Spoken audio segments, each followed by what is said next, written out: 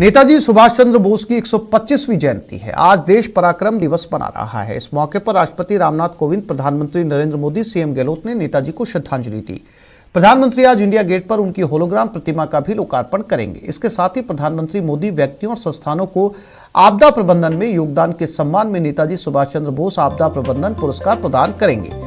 प्रधानमंत्री नरेंद्र मोदी ने शुक्रवार को घोषणा की थी कि वो देश के महान सपूत सुभाष चंद्र बोस के प्रति आभार के प्रतीक के रूप में इंडिया गेट पर उनकी ग्रेनाइट की एक प्रतिमा लगाई जाएगी।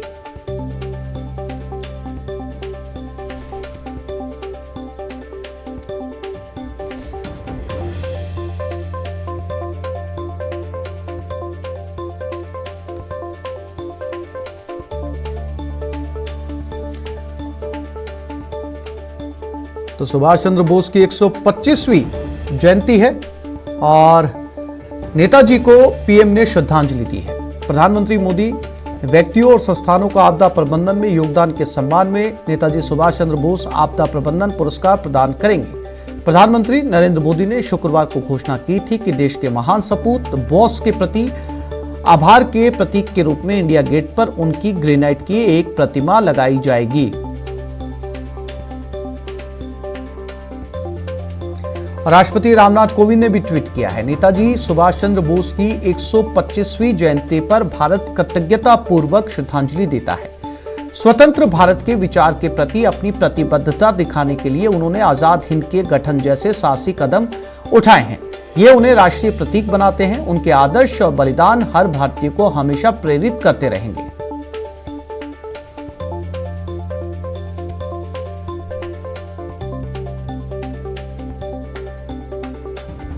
और पीएम मोदी ने लिखा, सभी देशवासियों को पराक्रम दिवस की ढेरों शुभकामनाएं। नेताजी सुभाष चंद्र बोस की 125वीं जयंती पर उन्हें मेरी आदरपूर्ण श्रद्धांजलि। राष्ट्र के प्रति उनके योगदान पर हर भारतीय को गर्व है।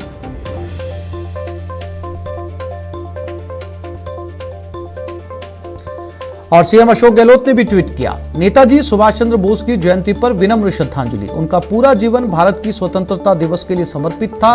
उनका बलिदान, संघर्ष, वीरता और देशभक्ति आने वाली पीढ़ियों को प्रेरित करेगी।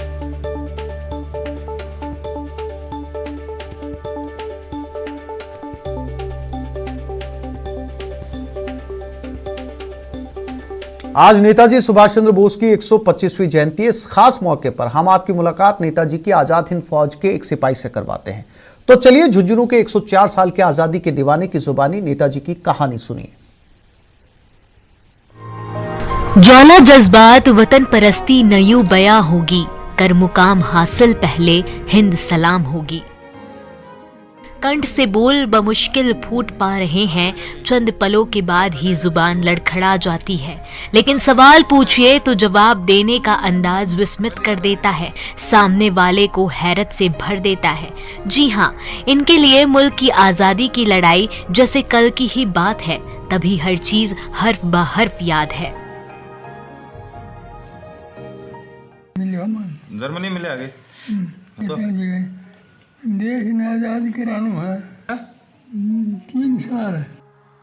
देश प्रेम की भावना उम्र के असर से बेअसर है। तभी जिस उम्र में लोग अपना नाम भी बहुत मुश्किल से उच्चार कर पाते हैं, इस उम्र में सेडूराम नेताजी सुभाष चंद्र बोस के साथ आजादी की लड़ाई के लिए उठाए गए एक एक कदम को हूबहू बयान कर रहे हैं।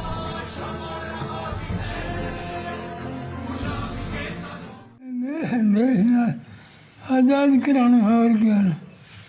तो लड़के ही हुए वो अंग्रेजान खत्म करना है। अंग्रेजन खत्म करना है।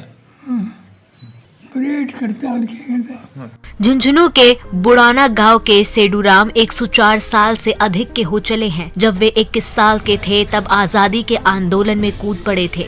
नेताजी सुभाष चंद्र बोस की आजाद हिंद फौज के सिपाही के तौर पर वे जर्मनी और जापान गए। जेल में भयानक यातनाएं सही, लेकिन वतन परस्ती का जज्बा रास्ते की हर मुश्किल पर भारी पड़ा।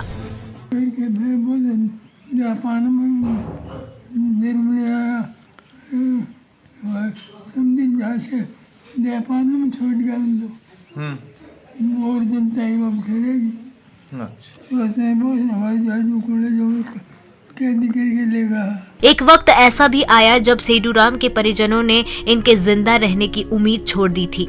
सेडूराम जब 5 साल तक वापस नहीं लौटे तो परिजनों ने मान लिया था कि वे देश के काम आ चुके हैं, शहादत में अपना नाम लिखवा चुके हैं।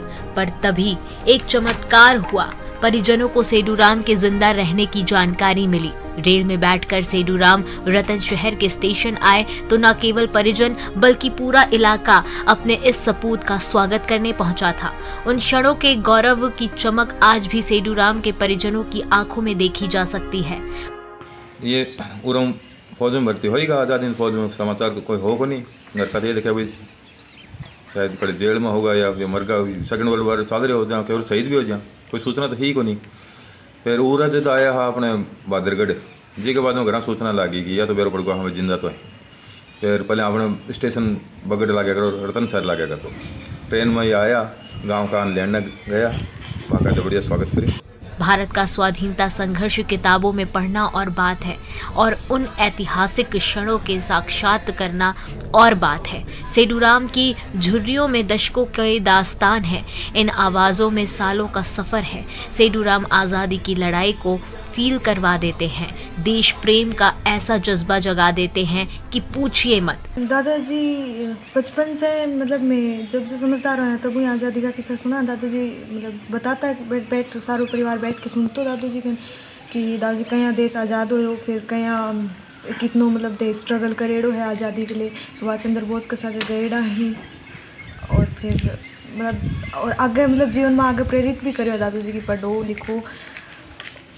हाँ, दादाजी ने कैद कराया जेल में। उस टाइम दादाजी ने 17 दिन खानों को दियो थी, भूखा रखा 17 दिन, फिर 18वें दिन दादाजी ने खानों दियो। वो मतलब याद रखने लायक है कि इतना स्ट्रगल करे दादाजी को। सरकार शहीदों और स्वतंत्रता सेनानियों के नाम पर स्कूलों और कॉलेजों का नामकरण करती है ताकि उनकी याद चिरस्थायी रहे, देश प्रेम का उनका जज्बा पीढ़ियों को प्रेरित करता रहे। लेकिन ऐसा उनके निधन के बाद होता है क्या? उनके जीवित रहते उनकी यादों की चिरस्थायी बनाने का कोई उपाय नहीं किया जा सकता? न्यूज़ 18 राजस्थान के लिए झुंझुनू से कृष्णा सिंह शेखावत की रिपोर्ट। और 20 आईपीएस अफसरों के तबादले एक साथ, कार्मिक विभाग ने आदेश जारी किए हैं। 8 जिलों के एसपी बदले गए हैं। प्रदेश में 20 आईपीएस अफसरों के तबादले किए गए हैं। गृह विभाग ने आईपीएस की तबादला सूची जारी कर दी है। केंद्रीय गृह मंत्रालय द्वारा डेपुटेशन पर आईपीएस जोस मोहन को सीआईएसएफ में आईजी बनाने के बाद रिक्त हुए जोधपुर पुलिस कमिश्नर के पद पर आईपीएस नवज्योति गोगोई को लगाया गया है। वहीं 8 जिलों के एसपी बदले गए हैं। तबादला सूची में पी रामजी आईजी को जोधपुर रेंज, प्रफुल्ल कुमार को आईजी बीकानेर रेंज से IG ATS, IPS Om Prakash को IG Bikaner range, DIG Satyendra Singh को एसओजी, डीआईजी हरेंद्र कुमार महावर को जेडीए डीआईजी से एसएसबी, डीआईजी राजेश सिंह को एसओजी से डीआईजी रेलवे लगाया गया है। हनुमानगढ़ एसपी प्रीति जैन को चित्तौड़गढ़, अजय सिंह को जैसलमेर से हनुमानगढ़, रामेश्वर सिंह को भरतपुर, भंवर सिंह नाथावत को जैसलमेर, राममूर्ति जोशी को नागौर, दिवंगत आनंद को चूरू, शांतनु कुमार को भिवाड़ी, मनीष त्रिपाठी को टोंक एसपी लगाया गया है।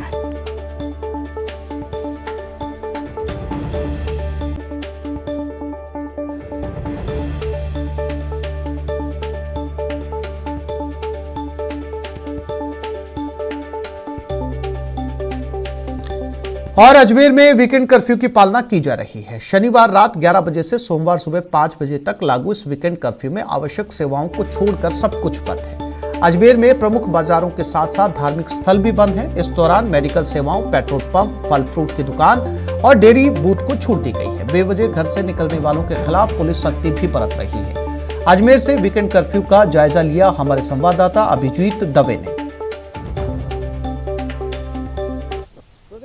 कोरोना की तीसरी लहर के चलते लगातार बढ़ रहे मामलों के बीच में जारी जन अनुशासन कर्फ्यू के तहत आज रविवार के दिन अजमेर में भी वीकेंड कर्फ्यू की पालना दिख रही है। हम इस वक्त शहर के सबसे व्यस्तम नया बाजार चौपर पर मौजूद हैं और आप देख सकते हैं कि लगातार ही दुकानें जो हैं वो बंद हैं और इस जन अनुशासन पखवाड़े का जो सरकार की ओर से लगाया गया है उसकी शहरवासी पूरी तरीके से पालना कर रहे हैं। तमाम दुकानें जो हैं न सिर्फ मुख्य बाज़ारों की बल्कि गलियों तक की तंग गलियों की दुकानें भी बंद हैं। और कहीं ना कहीं अजमेर में जो पिछले अगर हम 3 दिनों की बात करें तो लगातार 600 से ज़्यादा कोरोना पॉजिटिव केसेस आ रहे हैं, जिसके बाद न सिर्फ एहतियात के तौर पर बल्कि कहीं ना कहीं सरकार की गाइडलाइंस की पालना के निर्देशों अनुसार जो है शहरवासी सहयोग कर रहे हैं। और आप देख सकते हैं तमाम बाजार जो बंद है, हालांकि काफ़ी आवश्यक लोग ही जो है बाहर निकल रहे हैं तो उनके चेहरों पर मास्क की जो अनिवार्यता है उसकी पालना करते हुए भी वो नज़र आ रहे हैं। आवश्यक वस्तुओं को इस कर्फ्यू से मुक्त रखा गया है, लेकिन उसके बावजूद आप देख सकते हैं कि तमाम बाजार जो है बंद है, लोगों की आवाजाही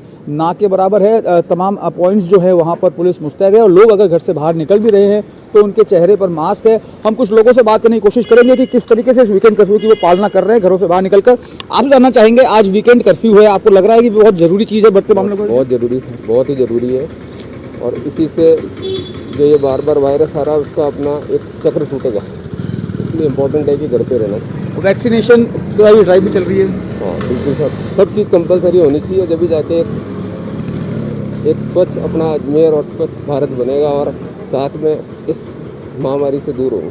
तो देखिए मास्क की और 2 गज की दूरी की जो बात कही गई है उसकी भी लोग जो है वो पालना कर रहे हैं। और ख़ास तौर से सबसे बड़ी बात ये दूसरा वीकेंड कर्फ्यू है जब लोग जो है इस वीकेंड कर्फ्यू में अपना समर्थन दे रहे हैं। और तमाम बाज़ार जो है अजमेर के उन बाज़ारों में आप देखेंगे आज के दिन सन्नाटा पसरा रहेगा, जगह जगह पुलिस जो है वो मुस्तैद रहेगी। बिना काम के जो लोग घरों से बाहर निकल रहे हैं उन पर सख्त कार्रवाई भी की जाएगी। कोशिश यही की जाएगी कि जो कोरोना की जो बढ़ती चेन है तीसरी लहर की उसे कम से कम किया जा सके, उसके प्रभाव को जो है वो रोका जा सके और एक जो हेल्दी अजमेर है, स्वस्थ अजमेर है, उसकी परिकल्पना को साकार करने के लिए सरकार की गाइडलाइंस की अप्रोप्रिएट कोविड बिहेवियर जो है उसकी पालना यहाँ पर सुनिश्चित की जा सकेगी।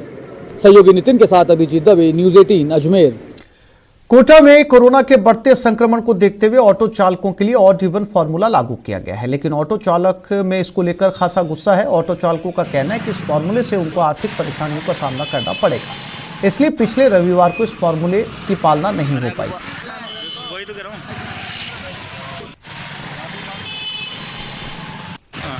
एक 3 5 7 9 ऐसे चलेंगे। ये काई का नंबर है, सन 1990 से नंबर नहीं लगे कभी, आज ये नंबर काई के लगे। ओडी क्या ओडी होता है? गरीब आदमी रोज कमाई खाएगा या ओडी के नंबर को देखेगा? हमारे को तो कलेक्टर को देते, हमारी पूरी गाड़ी चलनी गई है।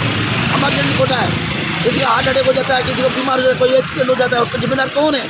कलेक्टर साहब भेजा नहीं, कर्फ्यू लग रहा है कोरोना को लेकर लग रहा है, तो उसमें हमारे को गाड़ी पूरी चलनी चाहिए। जब चाहे हम डॉक्टर से सवारी ले जाए, बच्चों का पालन करेंगे। तो क्या चाहते हो आप? क्या हम चाहते हैं पूरे ऑटो चले। तो इस बुलेटिन में फिलहाल इतना ही। नमस्कार।